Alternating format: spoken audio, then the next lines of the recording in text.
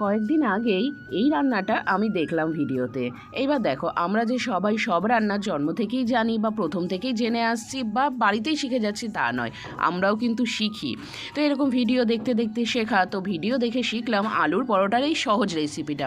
অনেকটা ছিলা টাইপ, আবার আলুর পরোটাও। তো দেখে তো বেশ ভালো লাগলো, হ্যাঁ এটা বানানো যাবে। তবে হ্যাঁ, আমি একটা কথা বলবো, এইটা যদি তোমরা বানাতে বসো অবশ্যই কিন্তু হাতে সময় নিয়ে বসবে, কারণ চটজলদি রান্না এটা নয়।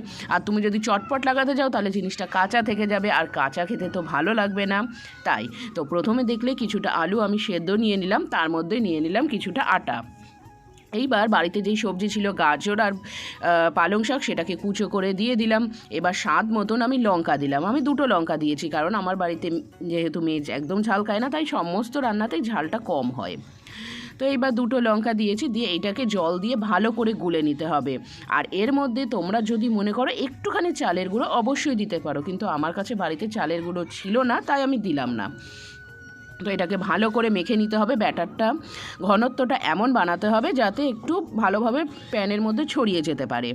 ব্যাটারটা বানানোর সময় আমি অন্য কোনো মশলা তেমন ইউজ করিনি, এর মধ্যে শুধু ছিল লবণ, একটুখানি হলুদ দিয়েছি আমি, আর যা দেখলে সামনেই, এছাড়া আলাদা কোনো আর মশলা দিইনি।